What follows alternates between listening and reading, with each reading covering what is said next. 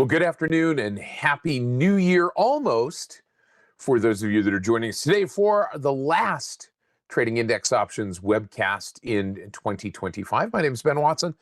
I'm an education coach and senior manager here at Charles Schwab. I'm joined out there in the chat by my good friend Barb Armstrong, who has been phenomenal in helping to teach this webcast along the way this year and being here in the chat. So I appreciate Barb being there and being out on the road with us as well at some of our live events. So thanks for joining us today. If you're in the live version, be a part of the conversation. Barb's there to help answer the questions. If you're in the recorded version, leave us a comment, be a part of that community. And we're going to talk a little bit about our 14-7 strategy today. We're also going to talk a little bit about perhaps diagonalizing a bit of a low VIX scenario here. We'll see if that works as we put a strategy together there. And we're going to jump into this discussion here really quickly. A couple of quick housekeeping items, though, as we get started this afternoon. Remember that everything we talk about simply for illustrative and educational purposes only. Nothing that we talk about should be considered to be any kind of a recommendation or advice or anything else. Remember that investing involves risk, including loss of principal, past performance, no guarantee of future results. When we're talking about options, specifically equity and index options, remember that they carry a high level of risk. They're not suitable for all investors. Make sure that you understand the characteristics and risks of standardized options before considering any option strategy. Now, the options that we're going to talk about are primarily European-style options, which means that they cannot be exercised until expiration. American-style options are different. American-style options can be exercised at any time up to and including expiration. And that brings about the potential for early assignment risk if you are short an American-style option. But since we're talking about European-style options today and as a regular basis in this discussion, that takes away that early assignment risk. But it is something to pay attention to, especially when you consider the fact that when you talk about paper money does not facilitate the early assignment of short options, but a live trading account does if it's an American-style option. So just want to be aware of that. Also, when talking about trading options at or near expiration, pay attention to things like lack of liquidity, price slippage, volatility increases. Those are risks that may lead to a trade being difficult to get out of very close to expiration. So a zero DTE option, as we've talked about in various ways in this class, may have some specific risks that you need to pay attention to. Also, remember that when we talk about the paper money platform, not a guarantee future success out there in the real world. It does not guarantee that you are going to make money if you're the greatest paper trading trader out there. So just be aware of the differences as you move from paper trading to live trading. Now, let's jump into our discussion today. We're going to jump over here to the Thinkorswim desktop software platform. And I just want to get a sense of what the indexes are doing here as we come down to this last trading day. And in fact, the last hour of the last trading day of the year. And it certainly seems at this point that the Santa Claus rally is not going to materialize, although I suppose there is still a chance. There's no guarantee that the market is going to stay where it is today, but it certainly seems as if Santa Claus has taken the day off, or at least the week off, after his busy day last week, not really rallying into the end of the year, although there is time still, if you think about it, because technically the Santa Claus rally could extend into the first few days of January. But today, the S&P 500 down about 0.5%. We see a little bit of a downward movement here. The RSI ticking down just a little bit. So some downward pressure. Same thing with the NASDAQ, the tech-heavy NASDAQ, kind of sitting right on that 50-period simple moving average in this particular case. RSI ticking a little bit lower. That follows a couple of lower highs in the RSI, so some downward momentum, but certainly not breaking any trend lines by any means. In fact, we could draw still some trend lines here and argue that, yeah, we're still making roughly equal highs and higher lows, so maybe the best squeezing into a bit of a symmetrical or an ascending triangle at this point. The Russell 2000 perhaps giving us a little bit of a double top type of scenario here, maybe even a little bit of a triple top or kind of skewed head and shoulders reversal. And we kind of see back down on that 200 or on that 50 period moving average again as well. A little bit lower low on the RSI, so maybe a bit of a bearish divergence on the RSI here, maybe following those Fed meetings that we saw earlier this week that maybe gave an indication that perhaps we are done with this rate cutting cycle from the Federal Reserve, and that may be impacting the small caps here pretty significantly. Now, the other thing I want to look at really quick, and it is right along the lines with our index discussion, and that is the index that we call the VIX, the volatility index, the volatility index of the S&P 500. And the VIX today jumping up a little bit, up about 2.93% higher here, but still sitting kind of right in the middle or the high end of that 14 handle. And given the fact that we've seen the VIX significantly higher at a couple of points just in the last 3 months, October we saw a high up near 30. November, mid-November, we saw a high up near the high 28s. And now we're back down kind of in the other side of that range, down in that low, although with a little bit of a tick higher here. That would suggest that perhaps there is a bit of either complacency going into the end of the year or perhaps a little bit lack of volume. And it doesn't mean that we are without risk. Just because the VIX is low, that could potentially be an indication that investors, because there tends to be, as Brent Moores and I talked about this morning, kind of this oppositional idea that when the VIX is very low, it becomes an area of some extreme complacency. But we're starting to see the VIX tickle back up just a little bit here, still well below its average. Now, that's what I wanted to talk a little bit about today from a directional standpoint. Given the fact that the VIX has the potential to rise, when it's very low, it tends to go up.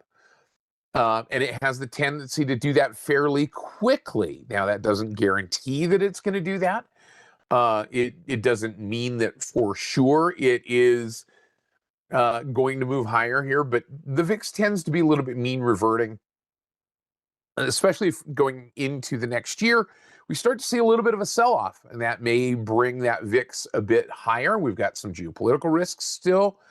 And so, there's the possibility that the VIX could move a little bit higher here. That volatility index could jump up. The average, the 30-period average, is right about the 17 mark or so. If we were to move it back up here to kind of the range in which it's been over the course of this year, 19 is certainly not without some possibility of touching that 19 range.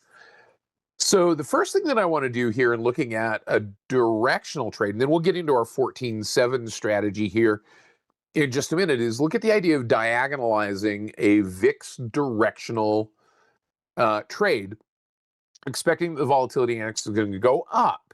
So here's the thing to think about. And this is kind of a weird conundrum, right, with this VIX scenario. Normally, we would be looking at, if we were looking for a big pop because of Vega sensitivity, that option Greek that helps us to describe the sensitivity of an option premium to rising and falling implied volatility, that Vega sensitivity tends to impact put options a little more specifically. But here's the thing, we're kind of looking at this idea as maybe a bit of a volatility hedge against the market moving down, because if the market moves down, the VIX is likely to rise. That's just the nature that institutions, large retail traders may protect their positions. So if we see that the market moving down, I'll switch back to this view here, which is the S&P 500 versus the VIX. If the S&P 500 were to start to move to the downside, that's likely to bring the VIX higher. So how do we trade this then using index options, and using an index option on an index like the VIX, which would see higher implied volatility if we were to put implied volatility on this particular chart? So we could just add that IMP, implied volatility of the VIX, and we're going to put that on the chart here. and click on apply and OK. We can see that implied volatility is low. But if the VIX starts to rise, not only would we be getting a directional bump by trading a directional call strategy on the VIX, but we'd also be getting a Vega bump in the fact that volatility would likely be rising. So creating a diagonal spread that gives us a little bit of duration, trade that possibility of a VIX rising, and then the opportunity to perhaps kind of adjust that if VIX continues to rise or VIX starts to pull back, which you can do fairly quickly, perhaps gives a trader the opportunity to take advantage of kind of that double whammy of VIX rising, volatility rising, and a little bit of an offset to a downward moving market potentially. So here's what I was going to think about putting together in this particular case. We know that the VIX options are European style options. They appear in the watch list, European style indexes. If we come down here to the watch list, that's a public watch list. And we can see that public watch list right here, European style indexes. And the VIX is in this list. So we'll kind of scroll down here and see where that is. It's right there, right at the top, in fact, is where it got it kind of bumped up to. So the VIX is in this list.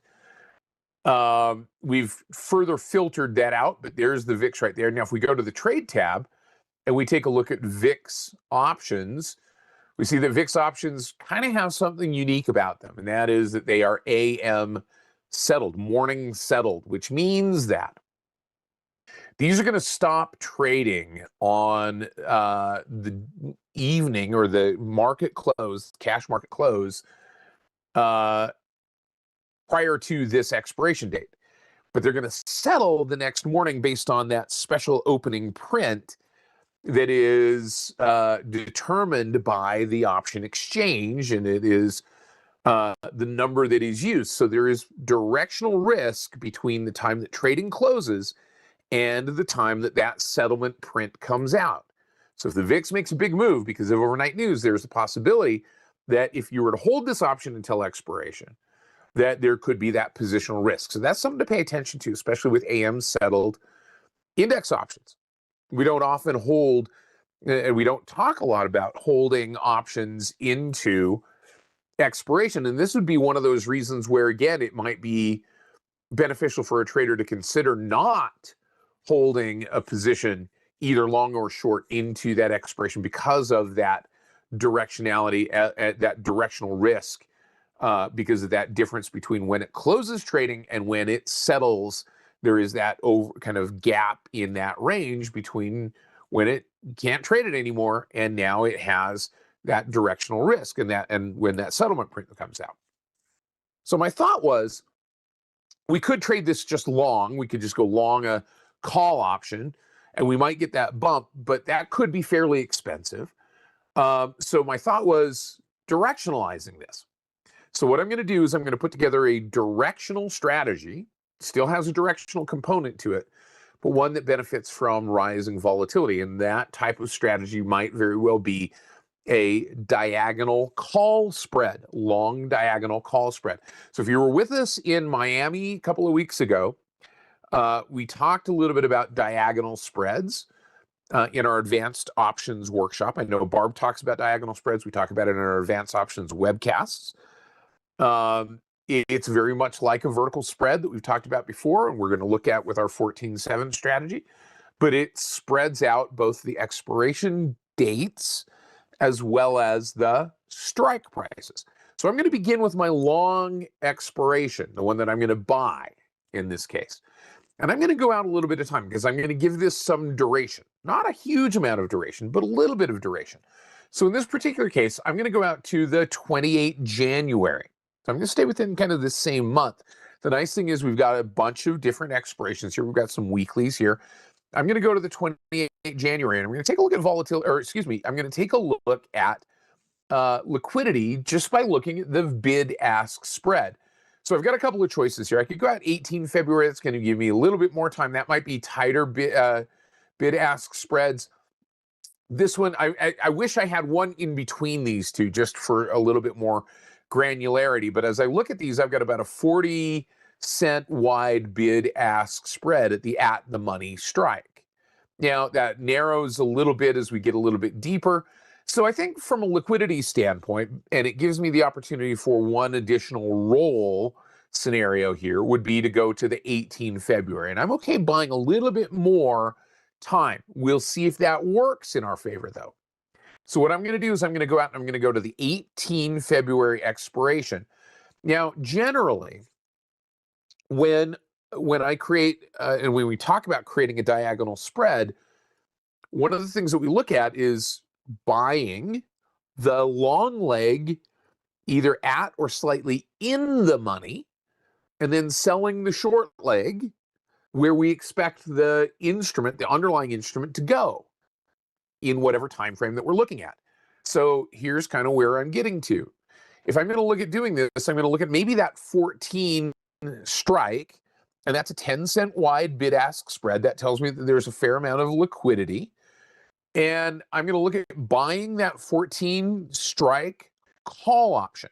Now, the nice thing is this 14 strike call option has a little bit of directional sensitivity. It's got some 72 cents of delta. So it's directionally sensitive to that upward movement. It doesn't have a lot of gamma. It doesn't have a lot of theta either. It's far enough out that that theta decay is kind of mitigated a little bit, but it's got a bit of vega sensitivity. And ideally, if implied volatility goes up, that's going to work in my favor here. So I'm going to go to that 14 strike and I'm going to look at buying the 14 strike call. And I'm just going to pop that up here, and there it is. I'm going to reduce that down to 1.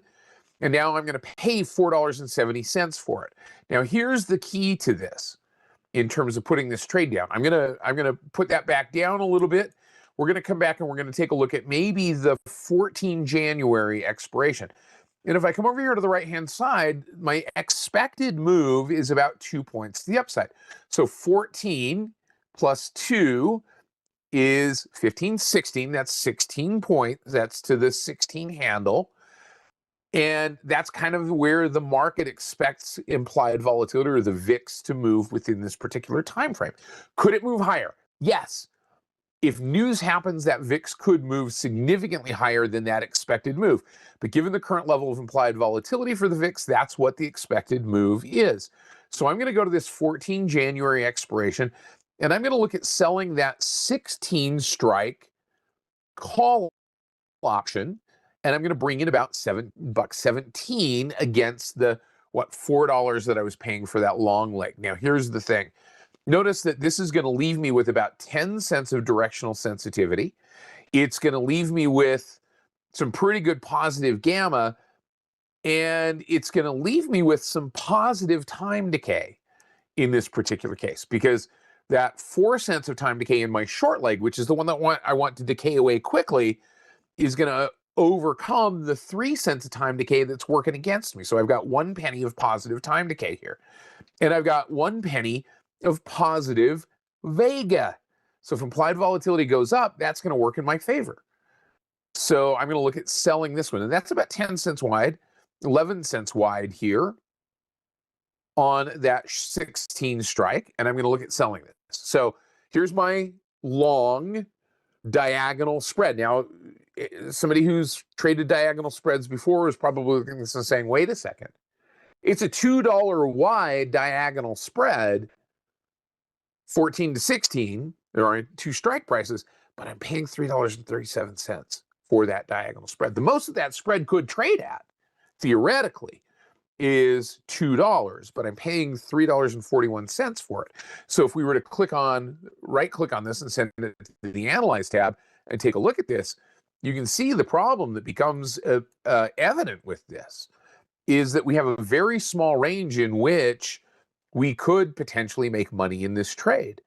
So one of the things we maybe want to think about doing here is reducing the cost of this trade. Now, there are 2 ways that we can approach this, because if we go back to the Trade tab, there is the possibility of a roll here, and maybe even 2 rolls.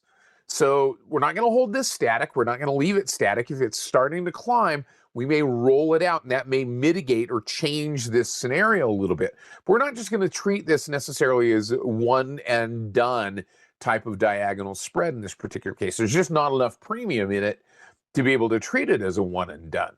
So we go back to the Analyze tab and we say, all right, well, cool. We've got this range here above that 0 line where we could make some money in the trade. We're not there yet, and this may take a little while for us to get to that point. The other thing that we could do is we could potentially shift this a little bit with that expectation that the VIX may go up somewhat. So I may move this to, for instance, maybe move my long leg to the 15 strike and open that up, and then move this out to the 17 strike.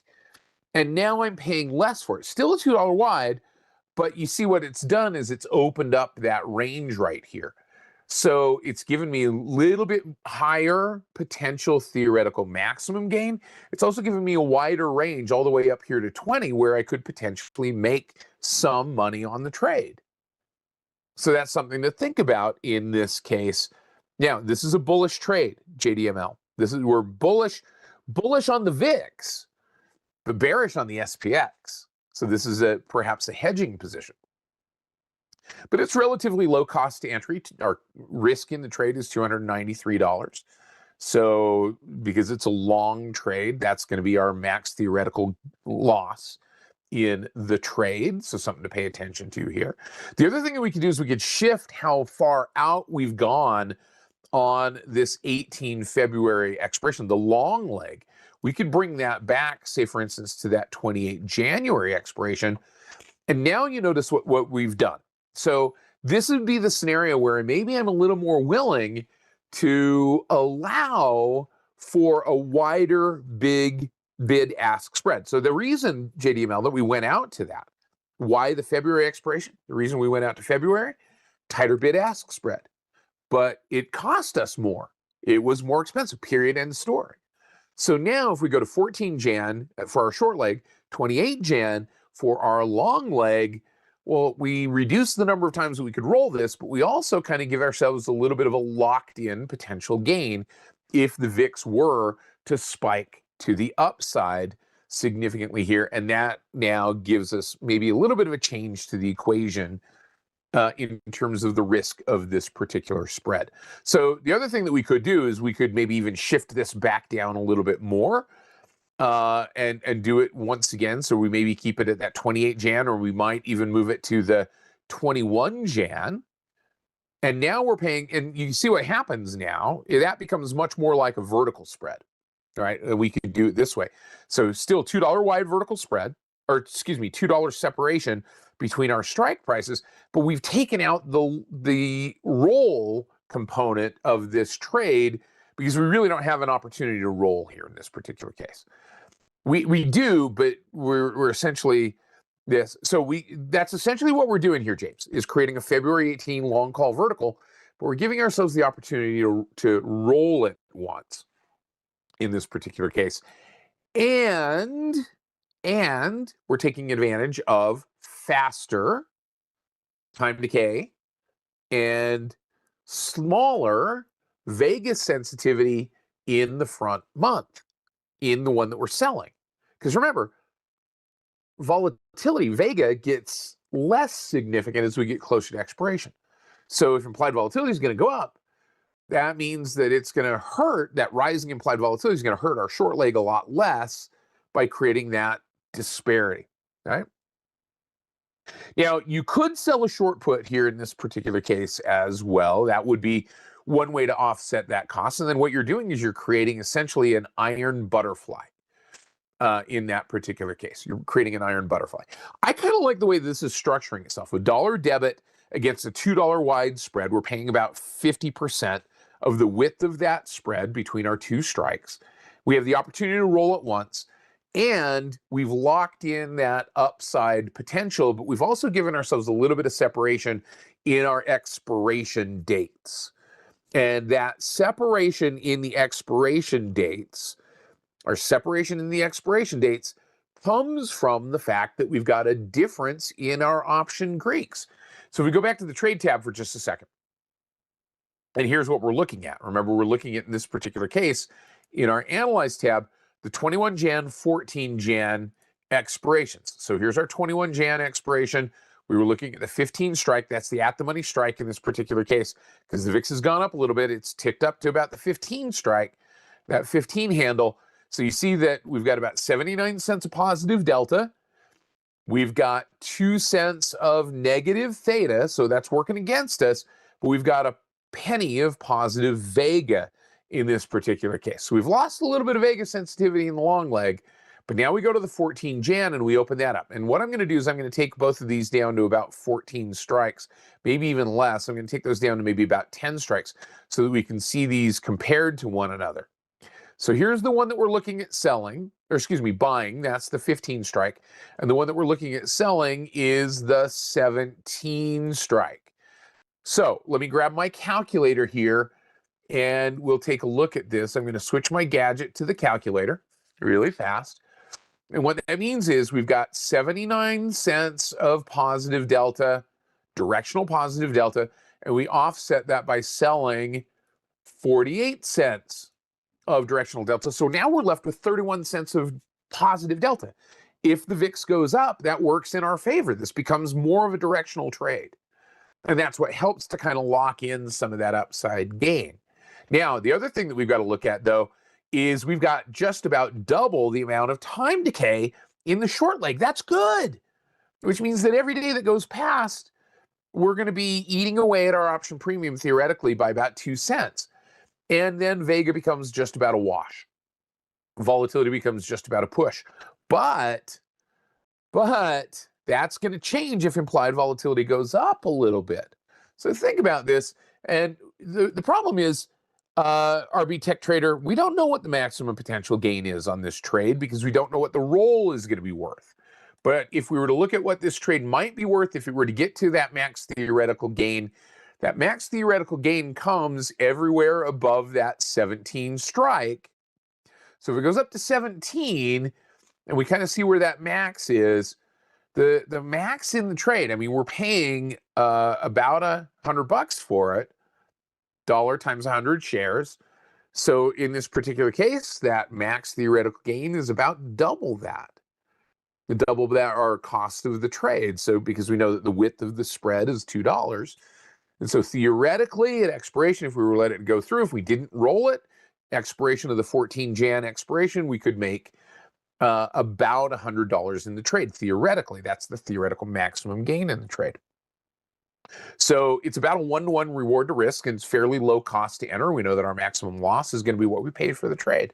So I'm going to go ahead and I'm going to structure this, and we're going to fire this order off. I'm going to right click, and I'm going to click on confirm and send, and we're going to send this trade to our index options group so that we can trade this and see what it's doing. And so we've just got to remember, now remember, these are European style, so we're short that option, but there's not early assignment risk on the short 17 call.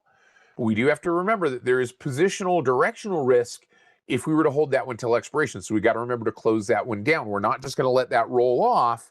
We're going to positively close it down prior to expiration so that we don't get caught with that disparity between the afternoon end of trading and the next morning closing settlement print, that special settlement print. So we're going to go ahead and we're going to fire this order off. And that filled for us. And we paid $1.02 for it, which is okay. All right. Max loss is what we paid for at JDML. This is a debit spread. So anytime we create a debit spread, max theoretical loss is what we pay for the spread. Yeah, absolutely. So RB Tech Trader, 100%, we're going to look at closing this down to avoid that overnight risk. Yeah, we're going to close this down prior. So it's probably not likely that we're going to get absolute theoretical maximum gain in the trade, but this is a fairly high probability trade, given that potential. We know that if we go back to our trade tab and we look at the one that we're short, I mean, if you think about it, what has to happen in order for this to get the maximum theoretical gain? The price of the VIX has to be, or the VIX print has to be above 17. Well, that's about a 48%. If we look at this delta number here, that's about a 48% probability. That's a pretty high probability. That's almost 50-50. That's almost a coin toss. So in the world of probabilities, in terms of options, that's a pretty high probability for fairly low cost to enter the trade. So that's one way to think about trading that directional price movement here, or directional volatility movement. The thing to think about is this: if the market's moving down, this trade's getting more expensive because the VIX is likely rising. So this could be considered. Now, to be fair, this is an indirect hedge if you think about it. It's like hedging something with boy, what's the metaphor? Okay, so the connection here is a little bit like, and I've used this connection before. The connection here, by using this diagonal spread to hedge against downside SPX movement, is a little bit like the tenuous relationship of a seal.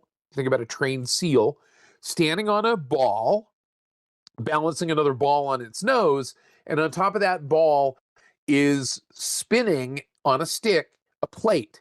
So the relationship is this: when one moves, there's kind of a lot of moving pieces in between those two.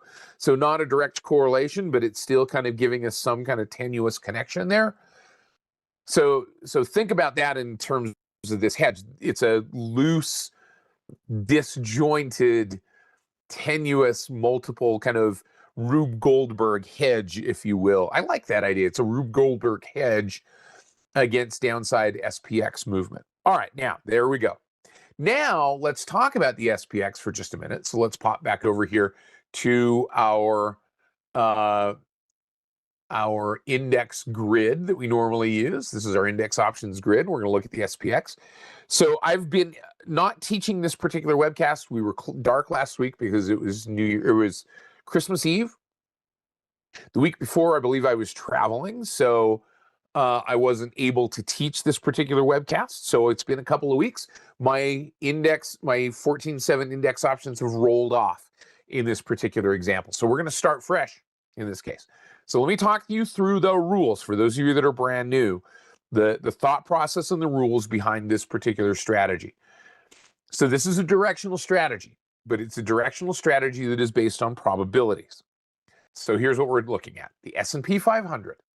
And I've got on here, if I maximize this particular cell, I've got on here the 200 period moving average. As long as the index is above the 200 period moving average, we are selling a short put vertical spread, because we just simply want it to go up or stay the same, or maybe even come back down a little bit. We really don't matter. It doesn't really matter that much directionally, as long as it stays above our short strike.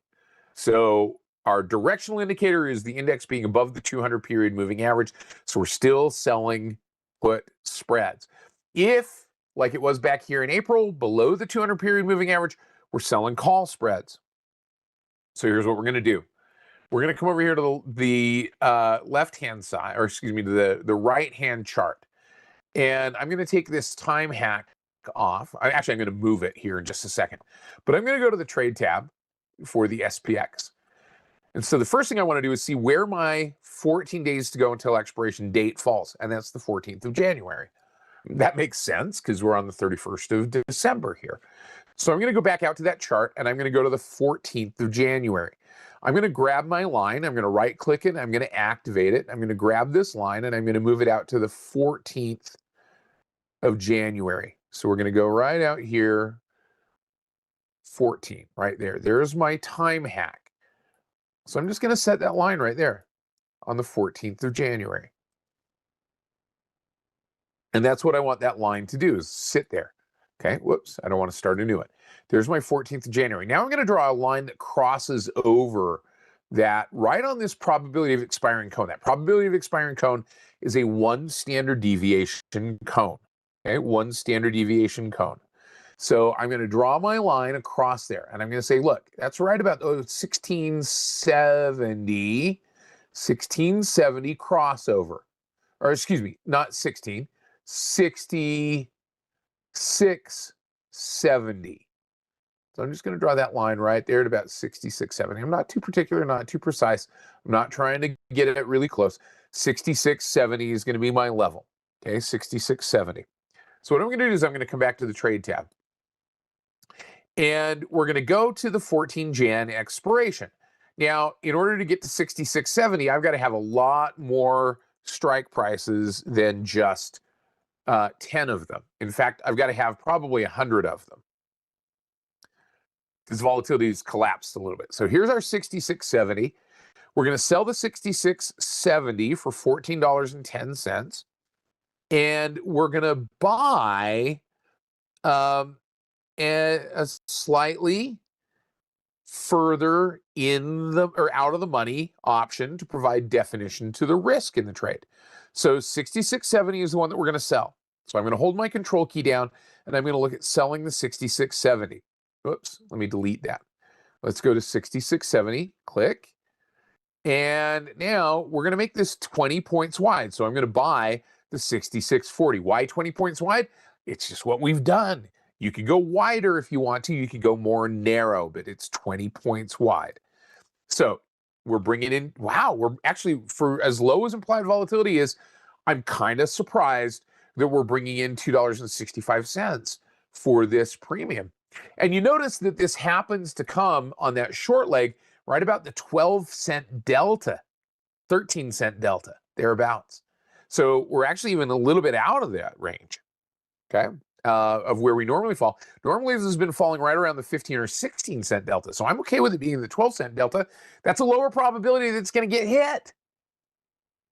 So as we put this trade together, I'm going to go through this order and I'm going to say, look, this is what I want to have happen. I want to bring in that $2.65, and then we're going to take this off a week from now. We're going to take this off 7 days to go until expiration, come what may. And the expectation is if implied volatility goes up, that could hurt us. If the SPX continues to go down, that could hurt us. What doesn't hurt us is if the SPX just stays where it is, or if the SPX goes higher, that works in our favor. So what I'm going to do is I'm going to click on confirm and send. We're going to read through this order. So here's the thing. I'm bringing in $2.55 or $255 against a potential maximum loss in this particular case that is, fairly substantial, but this is a low probability trade of taking a max theoretical loss, right? So JDML, it says, with a chance that it can land in between that, can it hurt us? No, not really, because here's the thing. We have a European style option, which means that it can't be exercised early. So we don't have early assignment risk in this short vertical spread. And we're going to close it down 7 days prior to expiration. We're going to, in fact, roll it to another expiration. So we don't have to worry about whether at expiration it's in between those strikes. We just manage it at that point. So that would give us some potential loss in the trade, but not maximum theoretical. Oh, I do have a $30 wide. You're right. Thank you for catching that, RG. I appreciate that. See, that's what I do for not reading the... I wondered, okay, selling the 66.70, thank you. And we're going to buy the 66.50. There you go. Okay, $1.85 credit, still not bad credit for this trade. I should have read the order, right? Read the freaking order. Good reminder for me to do that. Click on confirm and send. Now we're getting $2. So $2 against that $20 wide means our maximum theoretical loss is $1,800. I should have realized it when that maximum theoretical loss was more than the width of the spread of what I expected the spread to be. So now our theoretical maximum loss in this trade is $1,800. Theoretical maximum profit in the trade, $200. And we're going to put this in our weekly options group. And our expectation is that the price of the index is going to continue to move higher or stay the same. Implied volatility may go up a little bit, which could hurt us just a bit, but not too much because we're kind of washing out that sensitivity to implied volatility. And time is going to pass, and that's going to work in our favor in this particular case. So I'm going to go ahead and fire this order off before this moves too much, and we'll see if we can get that trade. We may have to bump it a little bit. Remember, in paper money, this is typically going to fill at the midpoint. So I'm going to pop back over here. We're going to go to our working orders. There it is right there. And we're going to right click, and I'm going to cancel and replace this order. And I'm going to open up that lock, and you can see that it already started to come back a little bit here from what it had bumped up to. So I'm going to work that a little bit. I'm going to see if I can get a $1.90 on the trade. I'm going to go ahead and I'm going to click on confirm and send once again. I'm going to put it in that weekly group, index options weekly group. And I'm going to go ahead and I'm going to click on send, and we're going to fire that order off. And we got it for $1.90. So we lost 10 cents from the $2 that we had originally put it in. That's okay. So now we go back to our monitor tab and we take a look here. So here's the one that we just put on our VIX spread. So our expectation here in this diagonal spread is that implied volatility is going to rise. And we want this spread to get more expensive. This is the one that we want to get more expensive. This is our diagonal spread. This is our short vertical spread, our short put vertical spread. We want this one to get less expensive because we want to be able to buy it back at 7 days to go prior to expiration for less than we were paid for it to begin with. So the long call diagonal on the VIX, we want that to get more expensive. The short put vertical on the SPX, we want that to get less expensive because we want to buy that back. Now, really quickly, let's pop back over here, and I want to give you some resources. So if you pop over here to the Trader Talks webcast page, this is a great way for you to learn more about this particular strategy, more about trading index options. If you are just joining us for the first time, thank you for being here. But type in here, index options, and you're going to come up with not only the trading index options playlist, but you're going to see all of those webcasts broken out that talk about index options. We talked about a variety of different strategies here. We've talked about our short-term trades, longer-term trades. To JDML's question, managing when it comes between the strikes is another topic that you might talk about, underlying price, what to do in that particular situation. So you've got a lot of great resources here. The one thing that we ask from you is very simple. Just click on that subscribe button, give us a follow here on the Trader Talks webcast page. And then you can find us over here at schwab.com/coaching/live events and our live webcasts as well. But Barb and I, Rachel Dashel, Kevin Horner, we're going to be in Dallas next week. Very likely, I'm going to be on the ground in time to teach my webcast on Wednesday. If not, there is a possibility next Wednesday that it could be Connie Hill sitting in. I may be doing the chat. So that is a possibility, but I will keep you apprised as possible and as that changes. So, but we're going to be in Dallas doing a technical analysis and option strategies workshop. Then we're going to be in Seattle. Then we're going to be in Sacramento, someplace we haven't been for a number of years. So we're looking forward to seeing you guys out there all over the place. My thanks to Barb Armstrong. My thanks to Bree and Gabe and Andrew and Julie and our great reviewers and everybody that helps to bring these webcasts to you. Thank you for being with us. Thank you for being part of the Charles Schwab family. Thanks to all of you for joining us this year and hopefully in the coming year as well. So I wish you a very warm and heartfelt Happy New Year, and we will see you soon. Take care, everybody. Bye-bye.